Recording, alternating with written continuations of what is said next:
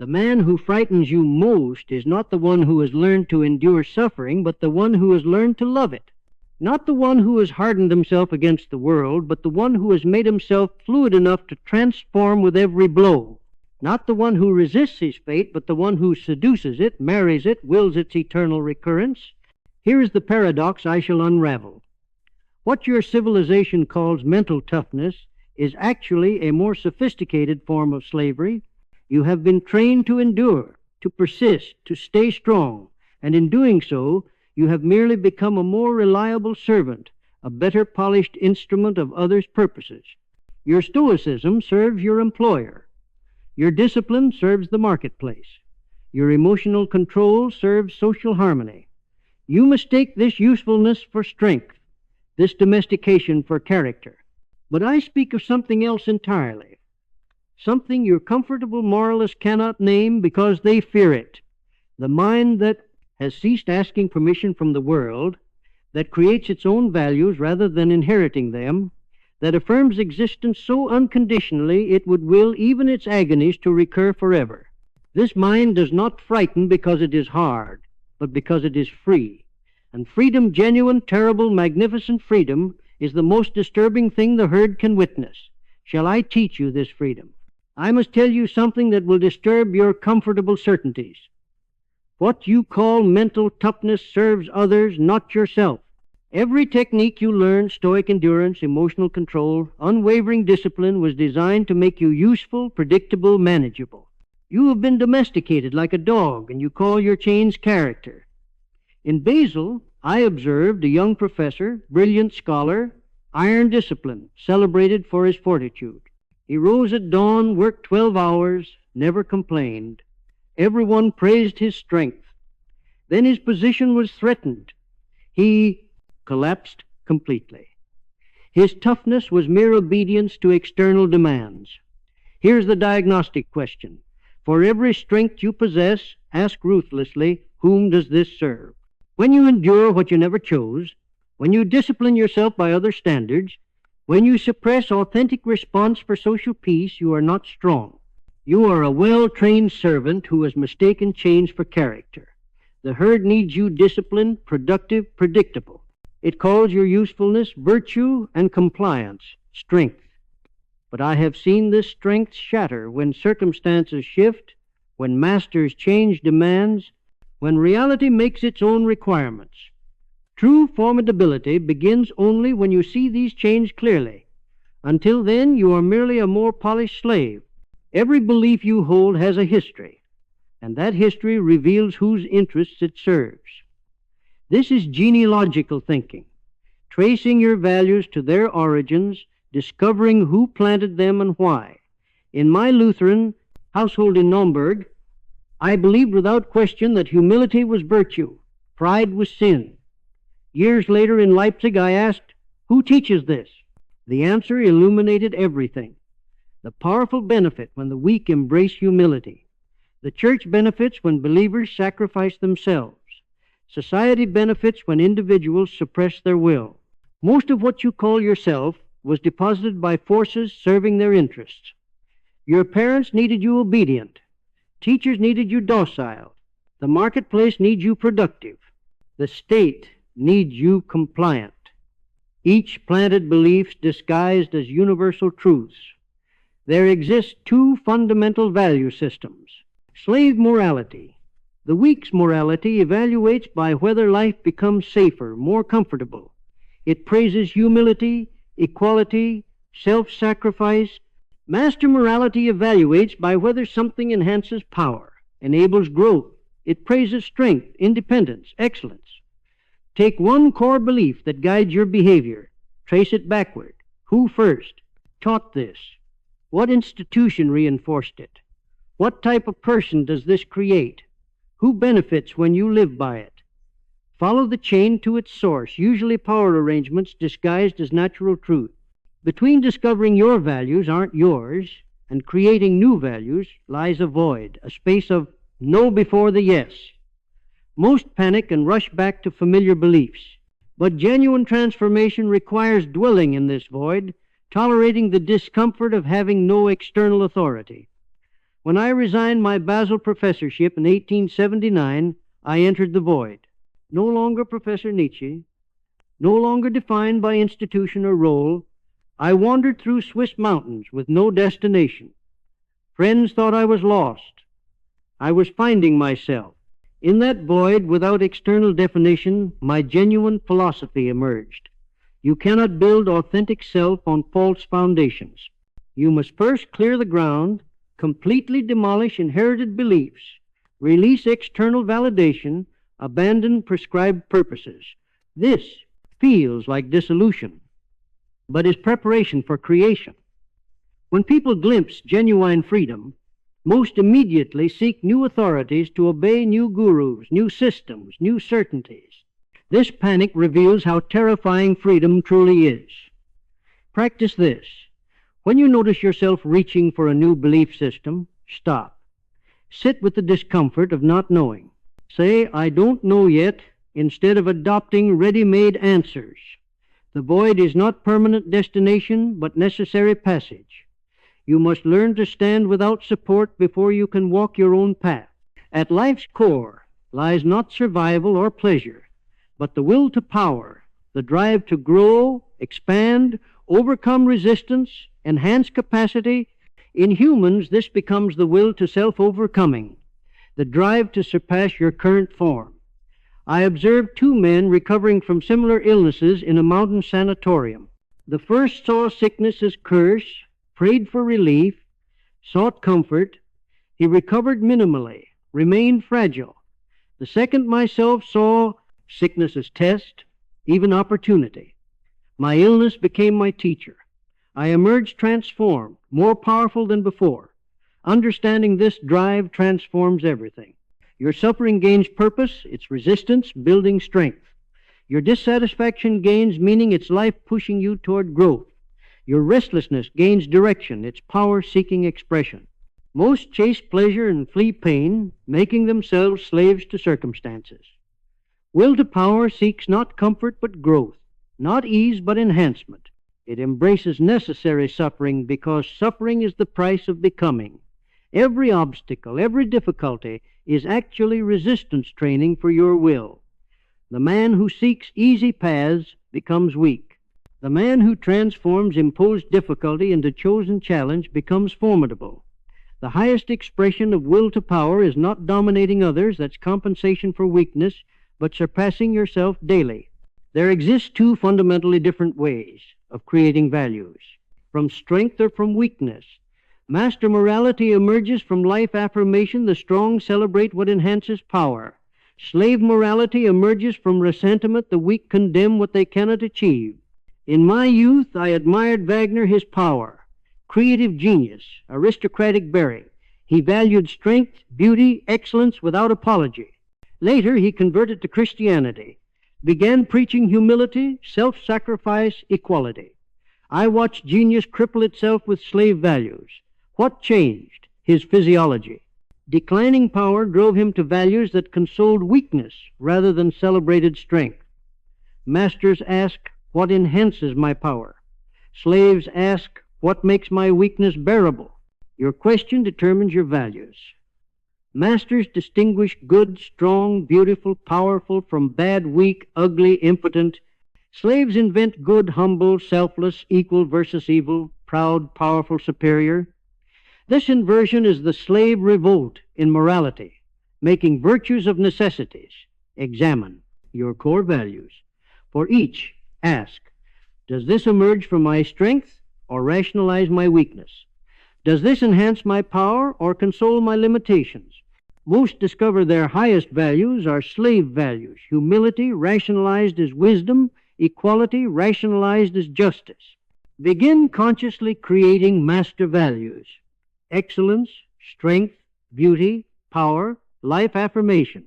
The formidable mind doesn't just tolerate suffering, it loves fate unconditionally, affirming every experience is necessary to its becoming. Amor fati means you love your life so completely that you would will its eternal recurrence exactly as it was. My migraine headaches struck with such severity, I spent days in darkened rooms, unable to read or think. Most would curse such affliction. I learned to bless it. The pain forced solitude, forced me to abandon academic ambitions for genuine philosophy.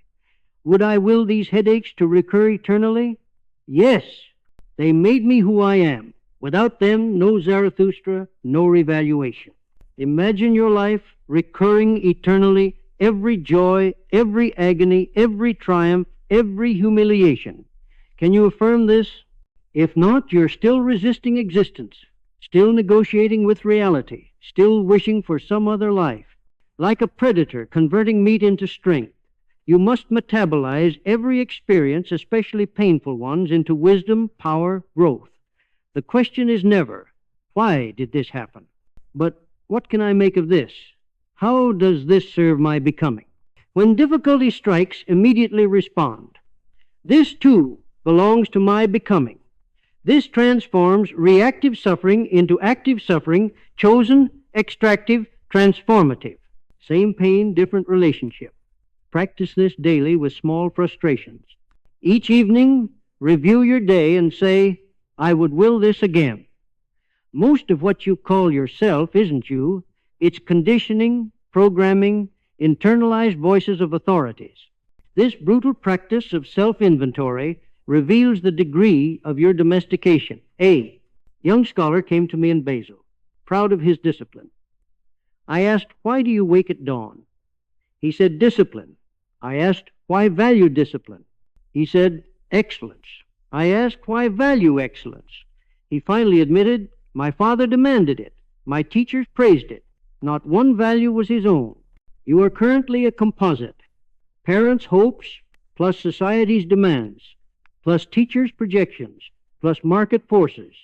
You must systematically examine every belief, habit, fear, and desire, asking, is this mine or was it imposed? Does this serve my becoming or others' need for my docility? List your core beliefs. For each, trace it backward. I believe X because Y taught me. Why did Y teach this? Follow the chain to its source, usually institutions or individuals who benefited from your holding this belief. Imagine no one could see you, judge you, or know what you do.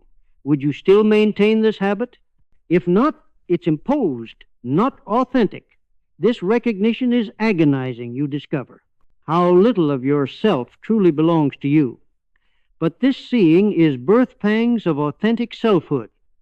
Genuine transformation requires separation from the herd's constant noise. Not permanent isolation, but strategic solitude, where you can think your own thoughts rather than recycling others. After my resignation from Basel, I spent years wandering Sils Maria, Nice, Turin never settling, living in boarding houses, avoiding social entanglements. Friends thought I was lost. I was working. In that solitude, separated from academic pressures, my genuine philosophy emerged. Zarathustra was born in solitude. You don't need a hermit's cave, you need a mind free from constant reaction to others' demands. Even in a city, create psychological distance. Periods where you're not consuming others' thoughts, not performing for others' judgment. In solitude, systematically question every inherited value. Take each moral precept you absorbed and ask, who taught this? Whom does it benefit? What type of person does it create? Beneath the cacophony of internalized authorities lies your actual voice, quiet, often ignored, but present. Solitude lets you hear it. Initially it's faint, hesitant. With practice it grows stronger, clearer. Create daily periods of true solitude, 30 to 60 minutes, where you're not reading, conversing, consuming media. Sit with your own mind. Notice which thoughts are actually yours versus recycled from others. For 1 week, create 1 hour of daily solitude. Notice what emerges. Most discover they're addicted to social noise. The hardest chains to break are internal. The internalized voices that police your behavior from within. Even after you intellectually reject their authority, they speak through guilt, shame, anxiety. My father was a Lutheran pastor who died when I was 4, but his voice lived in me for decades. When I abandoned Christianity, Intellectual conviction came quickly, but guilt remained. Years later, I recognized this wasn't conscience, but internalized paternal authority.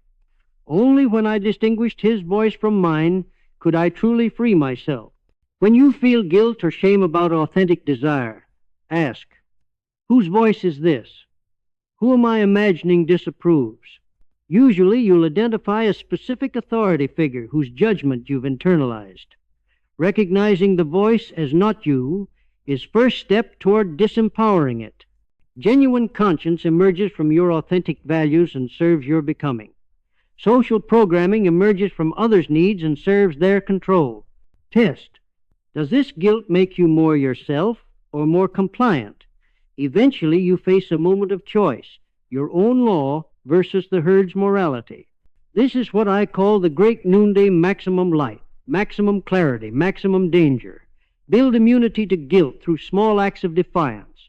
Start with minor violations of internalized rules. Tolerate the discomfort. Notice that catastrophe doesn't follow. Gradually increase. You're becoming your own authority, not perfect, but genuinely yours. Understanding philosophical concepts is worthless if they remain merely intellectual. True transformation requires making insights, physiological, embedding them in your reflexes, instincts, automatic responses. I understood amor fati intellectually for years before I embodied it. When migraine struck, I still cursed it initially, then caught myself, remembered the teaching, consciously reframed it. Thousands of repetitions later, the reframing became automatic. Now when pain strikes, I don't think this belongs to my becoming. I feel it immediately, organically. Understanding a concept and living it are separated by vast gulf of repeated practice under pressure. Most people collect insights without embedding them, becoming libraries of wisdom they don't embody. Wisdom embeds through repetition in challenging circumstances. Each time you consciously choose the new pattern instead of the old one, you strengthen the new neural pathway. Eventually, the new pattern becomes default.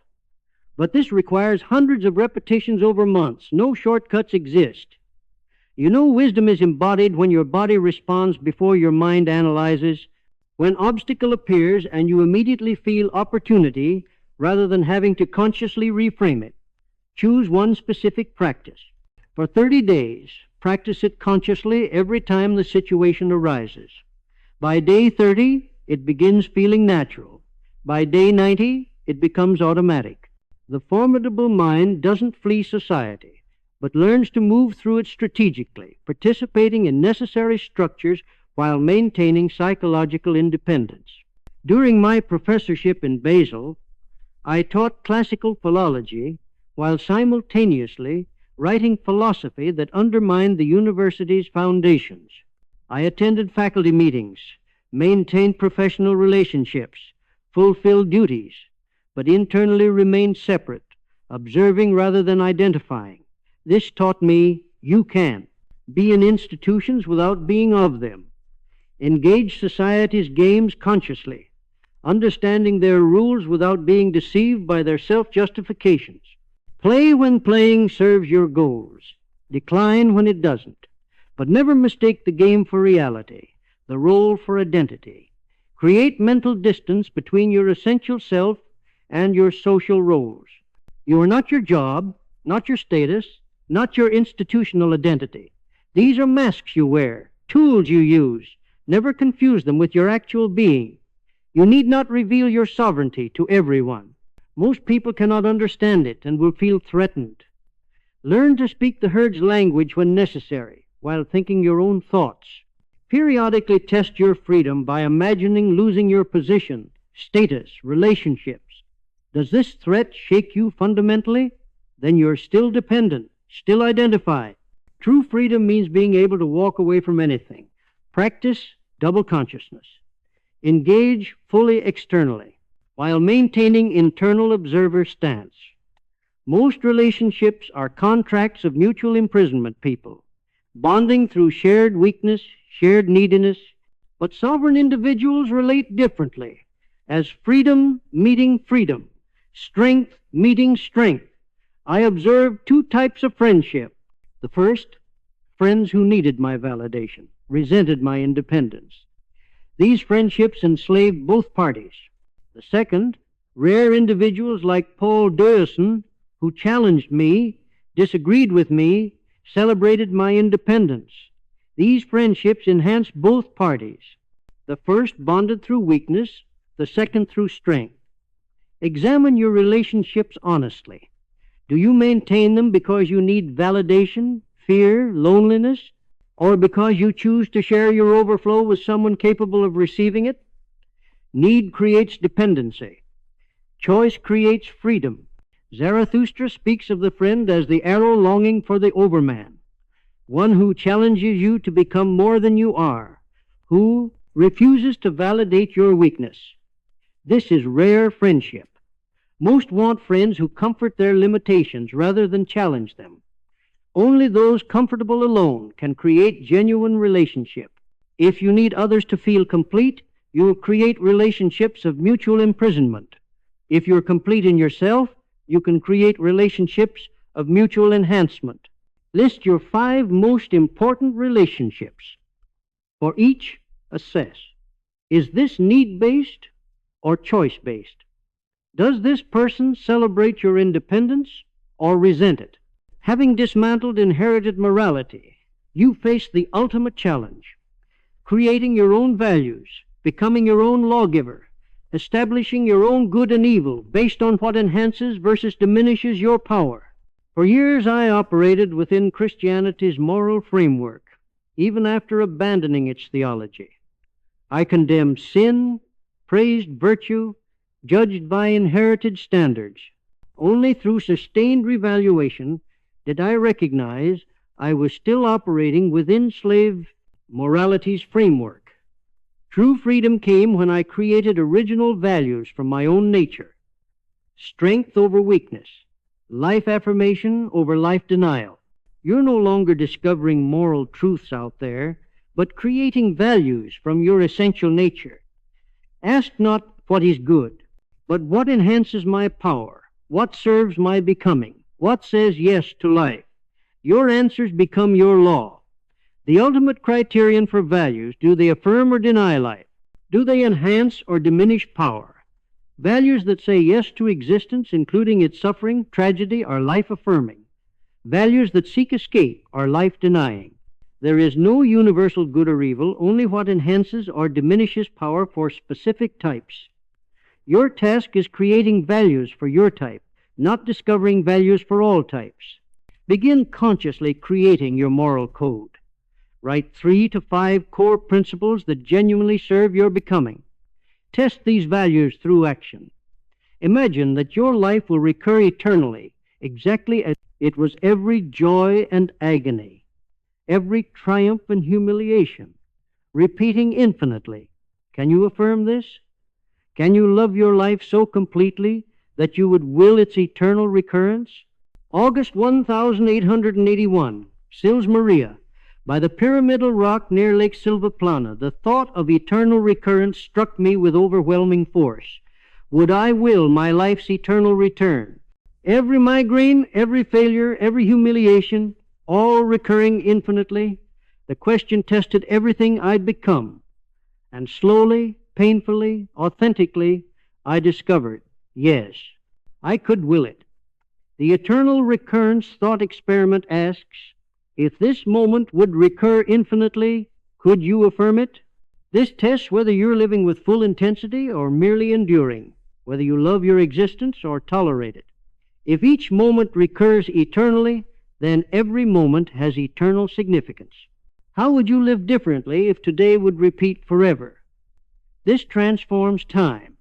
You're no longer sacrificing present for future, but making present so rich it needs no future justification. The thought of eternal recurrence is heaviest weight, making every choice infinitely significant and simultaneously creates greatest lightness, liberating you from resentment, regret, wish for, different past. Tonight, review your entire day as if it would recur eternally. Practice saying, I would will this again. Notice where you resist. These points show where you haven't achieved amorphati. You are not endpoint, but bridge, not perfection, but experiment, not arrival, but transition. Everything you've achieved serves something beyond yourself, the possibility of humanity surpassing its current form. Zarathustra descends from his mountain after 10 years, carrying wisdom not to distribute like charity, but to embody like gift. He goes not to save others, but to demonstrate possibility through his existence. He is bridge, not destination.